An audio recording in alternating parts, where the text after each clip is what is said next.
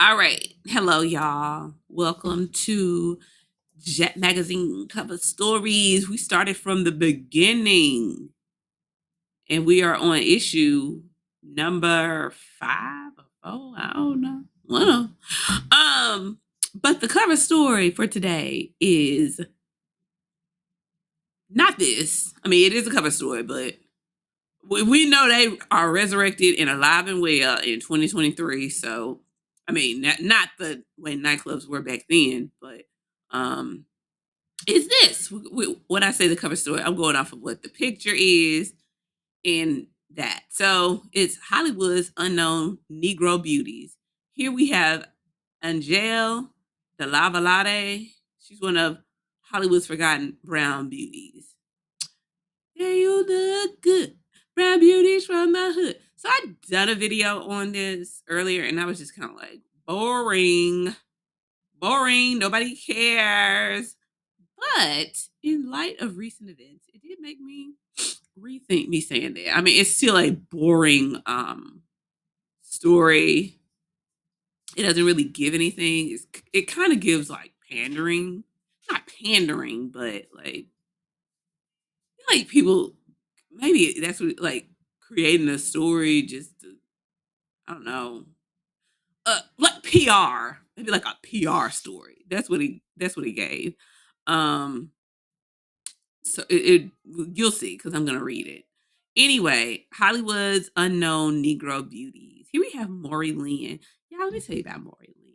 Maury Lynn, she got killed in 1969.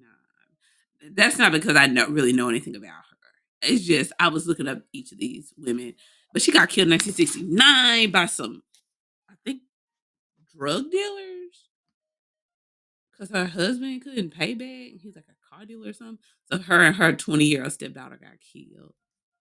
I think she was 47 at the time because he was doing too much. All right, so let's read it. To Hollywood each year flock hundreds of film-struck Negro beauties seeking to crash the gate to fame and fortune. The glittering capital of moviedom attracts them as if by magic, but seldom do they get beyond the casting offices or some agents already too long call list.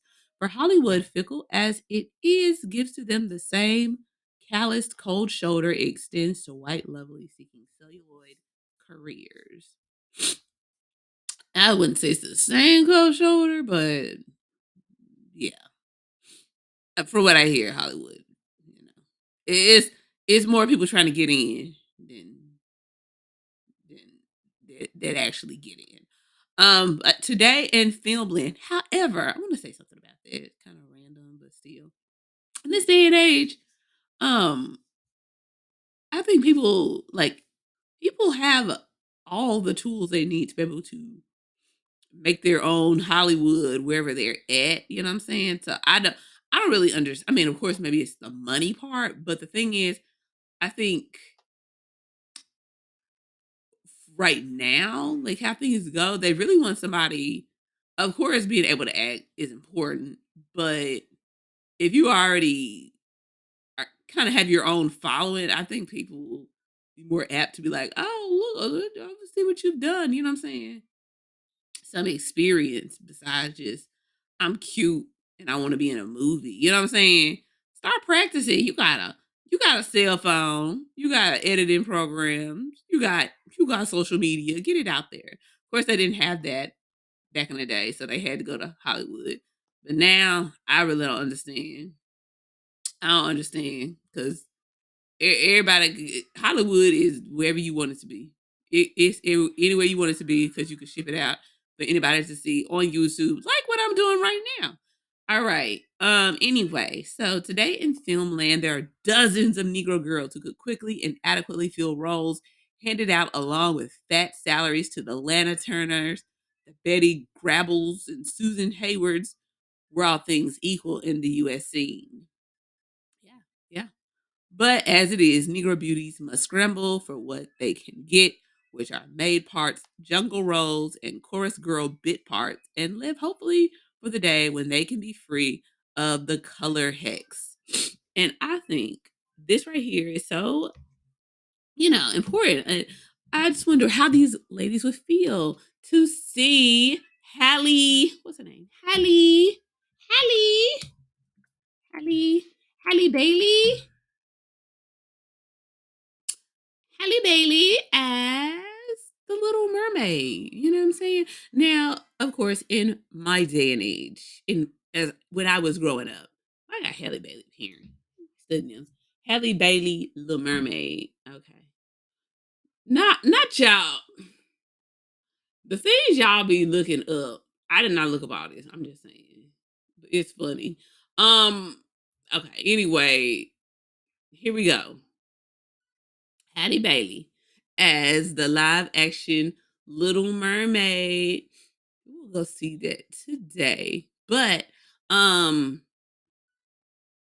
yes, that's a major role for Disney, especially seeing as how Disney ain't got enough black centered movies. You know what I'm saying? You would think they would have more than what they currently have because I mean I get it because Disney is I mean American, so it's more white princesses and things like that. Granted, the princesses are not from, for the most part, they're not like American, like they're from Europe or whatever. But when they started branching out, it seems like they branched out more to Asian, and that's fine. I ain't got no problem with it. But I'm just saying, like, I mean, it's a lot of different, fairy tales, Dance to Africa as well. But I guess there's the Lion King, but a lion ain't anyway. But I think this is why it is so important because this is in the 1950s. This article's from 1951, and whole bunch of maid stuff. What did it say? Jungle Rose and Chorus Girls. Now, okay, like I was saying, in my day and age, like I've seen a lot of black female leads, but they're mostly in black um black movies. You know what I'm saying? So this is a big deal, and I'm not gonna say it's all based on racism, even though I know some of it is, because like for me, when that new Annie had came out, let me find it because I love Annie, baby. Annie, Annie movie, Annie movie. This one right here. What is that? What is this? Anyway, Annie. This right here is the only Annie to me. It's the only Annie to me. I don't want to see. I don't want to see nothing else. I don't want to see this Annie. Period. Period. Miss Hannigan. Who are y'all? Who are y'all? Toodaloo. I'm gonna have to check him out though. But if y'all ain't dancing as she was, we got Annie. If y'all ain't hitting that, it's a hard knock life for us. That's just read. That's just she's done. That's just she's made me a clock. But y'all know this right here. That darn the Matilda. The I love the old Matilda. I actually love the book more than I like the movie. But that the new Matilda, because they was getting down. They was getting down. They served up. They was serving. They was serving musical realness. So I'm here for it. But okay, I'm off on a tangent. It's the big deal, great deal. Um, Love to see it. Going to go check it out. Because honestly, I wouldn't. I, I don't think I ever really watched the whole Little Mermaid. Um, and that's surprising, right? Because I do have a 6 year old. Um, and I've been that age, and it came out around that time. It's just it wasn't. I don't. I think it was a combination of factors. It just being a kid, and maybe watching it at somebody else's house and then running off and just not having access to it. But I mean, I knew who the Little Mermaid was, but watching the whole movie, I don't necessarily really care. But I care now to see it because Halle Bailey is in it. So we're gonna go today if we can. Anyway, the color hex has been broken. Even though we still have people who are still trying to put that the color hex on folks and saying, that's not the mermaid, not my little mermaid, Okay, girl. Okay, go on and watch your 1986 Little Mermaid, then, girl. It's not 1986. It's probably 1994. I don't know. It don't matter.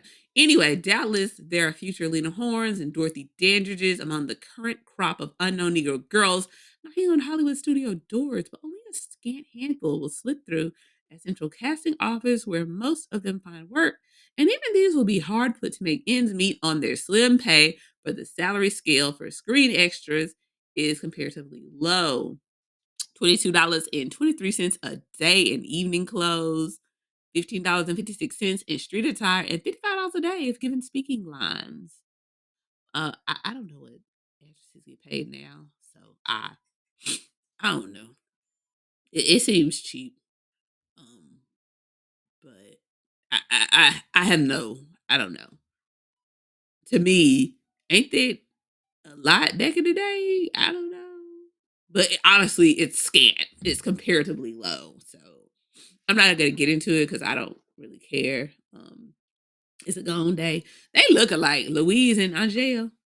What's up, same face? All right. Tragically, the real story behind the heartbreaks of Hollywood lies in the fact that the city of glitter rarely scours thoroughly its own backyard for unknown beauties who could be potential box office attractions. It's because they don't care. Why would they scour? They don't care. This is pointed up in the half dozen or more obscure Negro lovelies who have flitted from one minor role or bit part to another, but have never quite caught the director's eye for a chance at stardom.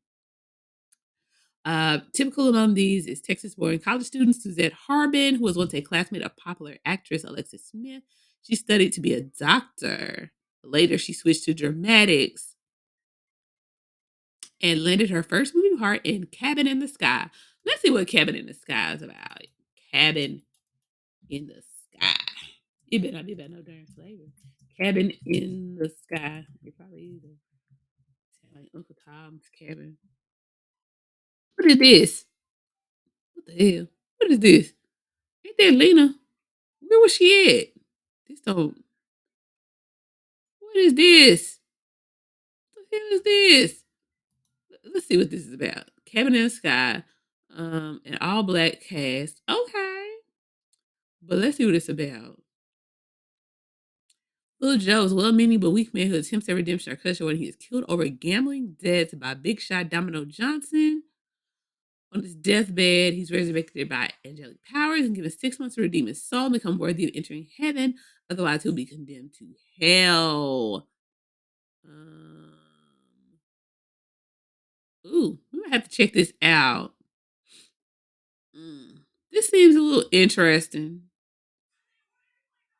It seems a little interesting. So we might have to check it out. Of course, Lena Horne was in it. I guess it was all she could be. Yes.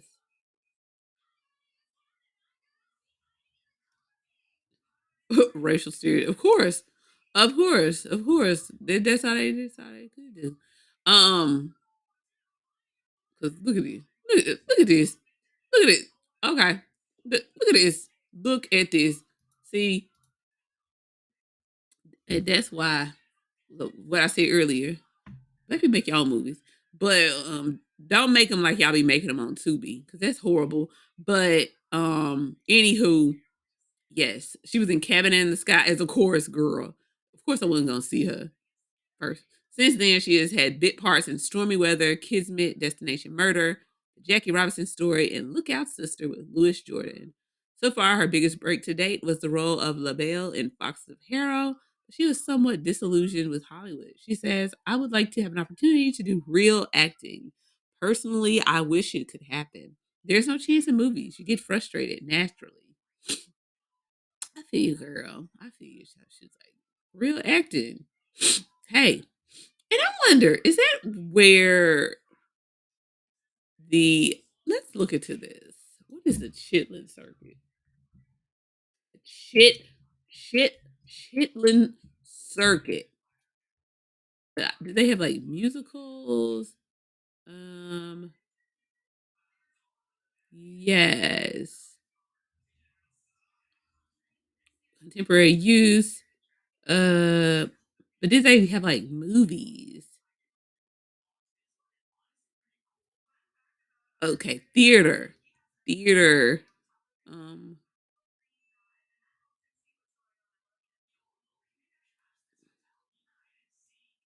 okay. Urban theater circuit. Eh, anyway, I'm not gonna get into that. I'm not gonna get into that. Another potential starlet who has nearly a dozen movies to her credit, but who is still waiting to see her name in marquee lights, is Louise Franklin of Kansas City, former member of the boy girl dance team Byron and Bo. Dance team.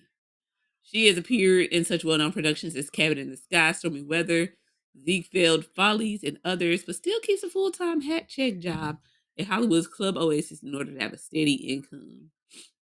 That's sad. In the same category, I mean, I guess it's probably like having a a, a server job, basically. Like, well, I guess what most people in Hollywood even today have. But it look like them Vanderpump folks be running in that money. But that's another topic as well. In the same category also is Mildred Boyd, a veteran of more than 200 movies, who was under contract to the old William Fox studio, now 20th Century Fox, when she was 5, but whose name is still virtually unknown to movie goers. Here she goes. Others who might achieve stardom if fully exploited, baby, and what they do exploit. Maybe rejection is God's protection, baby. Hollywood would include such newcomers as Millie Bruce, her right here, sister-in-law to Eddie Rochester Anderson, who will soon be seen in Skirts Ahoy.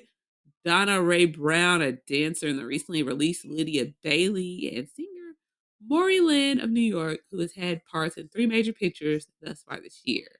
Rosalind Haynes, who has only had one bit part in Lydia Bailey, and Angele de Lavalade, who quit Hollywood after her first and only role in Stormy Weather. And she should, because I mean, if if they ain't hiring, why you still going? Go find you another job, girl. You ain't gonna play a maid. Go be. Let me shut up. Shut up. I'm just saying, you got to make the money. If the money ain't there, why you there? But we have made progress. We have made progress. The girls is in the movies. Folks is making their own movies. And yeah, it's what a time to be alive. So appreciate those that came before you and paved the way for you to be able to be where you currently are at. Blood, sweat, and tears. Um, and that's kind of what brought me here. What brought me to the Jet magazines was doing research on a local person, um, J. J. E. Walker, and he played a major part in Black people's lives in Memphis. He made the first Black subdivision, Walker Homes, which is now a um a, a horrible place allegedly. I have not been. I want to go, but the way these degenerates are, I just try to stay where I'm at. But he started that, so nice homes for African Americans, subdivision. He started the Universal Life Insurance Agency. I don't know if it's called Universal, whatever it is. That Black insurance agency, Tri-State Bank. I don't know if that's still in business. It used to be on Main Street. They tore it now. What girl? Ain't there like a song tore down something and put in a parking lot? Yeah.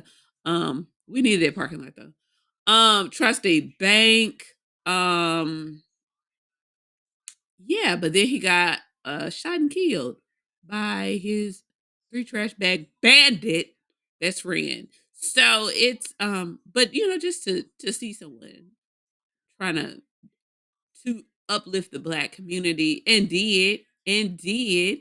Um so yeah, just to see the history and where we've come from, and it's like it it grounds you. It grounds you and it motivates. So yes. Love to see it. What's up, Negro Beauties? Them you look good. Brown beauties from the hood. But obviously they were not from the hood.